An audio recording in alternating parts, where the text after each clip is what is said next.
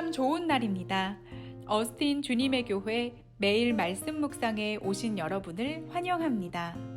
말씀을 통해 샘솟는 하나님의 은혜를 경험하시길 바랍니다. 오늘은 어제보다 더 행복한 하루가 될 것입니다. 안녕하세요 성도 여러분. 10월 10일 월요일 말씀 묵상 시작하겠습니다. 오늘 함께 나눌 말씀은 창세기 32장입니다. 창세기 32장 24절부터 29절까지입니다. 창세기 32장 24절부터 29절까지 함께 읽겠습니다. 야곱은 홀로 남았더니 어떤 사람이 날이 새도록 야곱과 씨름하다가 자기가 야곱을 이기지 못함을 보고 그가 야곱의 허벅지 관절을 치매 야곱의 허벅지 관절이 그 사람과 씨름할 때에 어긋났더라. 그가 이르되 날이 새려 하니 나로 가게 하라. 야곱이 이르되 당신이 내게 축복하지 아니하면 가게 하지 아니하겠나이다. 그 사람이 그에게 이르되 내 이름이 무엇이냐? 그가 이르되 야곱이니이다. 그가 이르되 내 이름을 다시는 야곱이라 부를 것이 아니요 이스라엘이라 부를 것이니 이는 네가 하나님과 및 사람들과 겨루어 이겼음이니라. 야곱이 청하여 이르되 당신의 이름을 알려 주소서. 그 사람이 이르되 어찌하여 내 이름을 묻느냐 하고 거기서 야곱에게 축복한지라. 삶을 살아가다 보면 힘들고 어려운 순간이 찾아올 때가 있습니다. 그런데 빠져나갈 구멍이 보이지 않아서 아무것도 할 수 없을 때 우리는 그 상황을 사면초가라고 합니다. 사방에서 들리는 초나라의 노래라는 뜻인데요. 항우가 이끄는 초나라 군사들이 한나라의 명장 한신에게 포위당했습니다. 성 안에 포위된 항우는 빠져나갈 길이 보이지 않았습니다. 그런데 그때 고향을 그리며 부르는 구슬픈 초나라의 노래가 사방에서 들려왔습니다. 한나라가 항복한 초나라 병사들을 시켜서 고향의 노래를 부르게 한 것입니다. 고도의 심리작전이었죠. 고향과 가족 생각에 기세가 꺾인 초나라 병사들이 탈영을 하기 시작했고 심지어 몇몇 장군들까지 탈영했습니다. 빠져나갈 구멍도 보이지 않고 기세가 꺾여 버려서 아무것도 할 수 없는 상태가 바로 사면초가입니다. 오늘 본문에 나오는 야곱의 상황을 보면서 이 사면초가라는 한자 성어가 떠올랐습니다. 바다나람에서 온 가족을 데리고 도망쳤지만 외삼촌 라반에게 따라잡혀서 큰 일을 당할 뻔했습니다.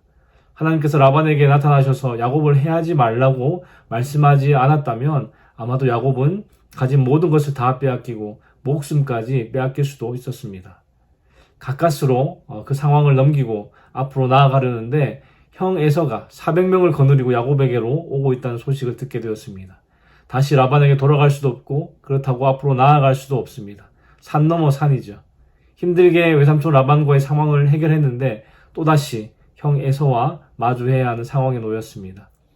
우리의 삶에도 이런 어려운 상황들이 연속적으로 찾아올 수가 있습니다. 사면초가 혹은 산 넘어 산, 이런 상황 속에서 우리가 할 수 있는 일은 별로 없어 보입니다. 그러나 인간적인 지혜를 총동원해서 어떻게든 해보려고 노력합니다. 야곱도 마찬가지로 이 상황에 할 수 있는 것이 아무것도 없지만 어떻게든 해보려고 자기 재산을 세 대로 나누어서 시간과 거리를 두고 먼저 출발시켰습니다. 형 에서의 분노가 이 예물을 통해서 조금이나마 누그러질 수 있다면 야곱은 그의 모든 재산을 형에게 넘길 마음도 있었을 겁니다. 지금 재산이 중요한 것이 아니라 자기의 목숨이 더 중요하기 때문입니다. 그렇게 해도 마음이 안심이 되지 않았는지 야곱은 한밤중에 두 아내와 두 여종과 11아들을 그리고 남은 소유 모두를 끌고 야복 나루를 건너게 합니다. 갈릴리 바다에서 사이로 흐르는 그 강이 요단강인데요. 요단강 서쪽은 가나안 땅이고 동쪽은 모압 땅입니다. 야복강은 요단강 동쪽 그 모압 땅으로 흐르는 요단강의 한 줄기입니다. 야곱은 한밤중에 가족과 모든 소유를 야복강 건너편으로 보내고 이제 그곳에 혼자 남았습니다. 야곱이 지금 얼마나 두려워하고 겁을 먹었는지 알 수 있는 부분입니다. 그런데 그곳에서 참 희한한 일을 경험하게 됩니다. 홀로 남아서 자신의 계획이 성공할 수 있을지 혹 계획이 실패했을 때 어떻게 해야 할지 고민하는 그런 시간을 가지려 했을 수도 있고 자신의 지난 날들을 돌아보며 생각을 좀 정리하려고 했을 수도 있을 것 같습니다. 그런데 야곱은 느닷없이 어떤 사람과 격렬하게 씨름을 하게 됩니다. 24절에는 그 사람의 정체에 대해서 그냥 어떤 사람이라고만 밝히고 있습니다. 한밤중이었기 때문에 그 사람을 알아보기가 어려웠을 것이고 혹시 에서가 보낸 그 어떤 자객이 아닐까 생각했을 겁니다. 그렇게 정체를 알 수 없는 사람과 새벽 미명까지 씨름을 했습니다. 근데 이 사람이 야곱을 이기지 못하겠다 생각했는지 야곱의 허벅지 관절을 쳐서 야곱의 허벅지 관절이 어긋나 버렸습니다. 허벅지를 쳐서 관절이 어긋나게 할 정도의 힘이라면 사실 야곱이 이 사람을 이길 수 없는 싸움입니다. 그러나 야곱은 독하게 그 사람을 잡고 놓아주지 않았습니다. 관절이 어긋났는데 얼마나 아팠겠습니까? 그럼에도 불구하고 야곱은 밤새 그 사람을 붙들고 보내주지 않았습니다. 그 이유가 26절에 나옵니다. 26절을 다시 한번 읽어보겠습니다. 그가 이르되 날이 세려하니 나로 가게 하라. 야곱이 이르되 당신이 내게 축복하지 아니하면 가게 하지 아니하겠나이다. 이 씨름은 단순히 육체의 힘만 겨루는 싸움이 아니었습니다. 야곱은 싸우는 과정에서 상대방이 아마 영적인 존재라는 것을 깨달았을 겁니다. 그래서 자신을 축복해 줄 때까지 허벅지 관절이 부서지든 몸이 어떻게 되든 포기하지 않고 그를 붙잡고 있었습니다. 야곱의 이러한 축복에 대한 욕심은 우리가 익히 잘 알고 있습니다. 야곱은 태어날 때부터 형의 발꿈치를 잡고 나왔습니다. 그의 삶은 다른 사람의 발꿈치를 잡고 늘어지듯이 자기가 원하는 것을 손에 넣기 위해 치열하게 살아왔습니다. 형 에서가 배가 고픈 것을 이용해서 팥죽 한 그릇에 장자권을 빼앗았고 또 아버지 이삭을 속여서 장자의 축복을 가로챘습니다. 또 욕심 많은 외삼촌 라반을 상대로 만족할 만큼 재산도 모았습니다. 비록 마지막에 도망친 신세가 되었지만 어쨌든 그가 원하는 것은 어떻게든 손에 넣으며 살아왔습니다. 이처럼 야곱은 철저히 자기의 힘과 지혜를 믿고 자신이 원하는 목표를 이루며 살아온 사람이었습니다. 지금 이 순간에도 축복을 받기 위해서 이 사람을 놓지 않고 끝까지 붙들고 있습니다. 이 사람의 정체가 밝혀집니다. 28절 함께 읽어보겠습니다. 그가 이르되 내 이름을 다시는 야곱이라 부를 것이 아니요 이스라엘이라 부를 것이니 이는 네가 하나님과 및 사람들과 겨루어 이겼음이니라.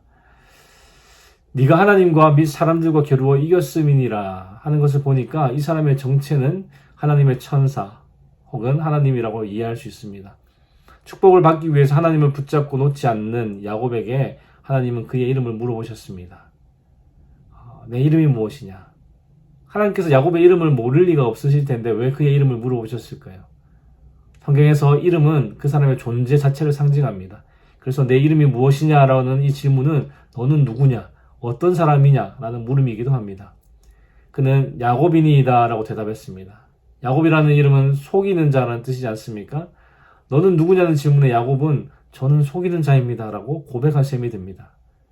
하나님은 그에게 다시는 야곱이라 부르지 말고 이스라엘이라 부르라고 지시하셨습니다. 이스라엘의 뜻은 하나님이 이기셨다라는 뜻입니다.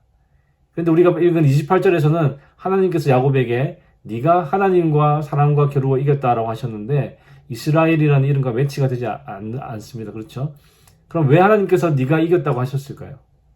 호세아 12장 3절에서 4절을 보시면 야곱은 모태에서 그의 형의 발꿈치를 잡았고 또 힘으로는 하나님과 겨루되 천사와 겨루어 이기고 울며 그에게 간구하였으며 라고 기록되어 있습니다.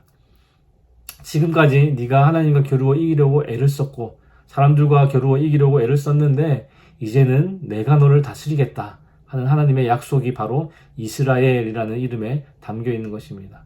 울면서 하나님의 호의를 구하는 야곱에게 그래 네가 이겼다. 그렇게 이겨보려고 애를 쓰는데 내가 이제는 너를 다스려 주겠다 라고 말씀하신 겁니다. 사랑하는 성도 여러분, 하나님은 야곱에게 내 이름이 무엇이냐 물으심으로 야곱이 스스로 자기가 어떤 사람인지 인정하고 고백하게 하셨습니다. 그리고 그 후에 그에게 새로운 이름을 주셨습니다. 여러분의 정체성은 무엇입니까? 여러분은 어떤 사람입니까? 여러분은 지금까지 어떻게 살아왔습니까? 지금까지 여러분의 혈기대로, 여러분의 뜻대로, 또 여러분의 지혜대로 살아왔습니까? 여러분의 솔직한 모습을 하나님께 고백한다면 하나님께서 여러분들에게 새로운 이름, 새로운 정체성, 새로운 삶을 주실 거라고 믿습니다. 하나님은 야곱의 이름을 이스라엘로 바꾸신 후에 그가 가장 바라던 장자의 특권을 허락해 주셨습니다. 그의 12아들은 이스라엘 12지파의 조상이 되었고 예수 그리스도의 조상이 되었습니다. 하나님은 우리에게도 야곱이 아닌 이스라엘로 살아가라 말씀하십니다. 자기가 세운 목표를 이루기 위해 수단과 방법을 가리지 않는 야곱의 삶이 아니라 하나님을 의지하는 이스라엘의 삶을 말입니다.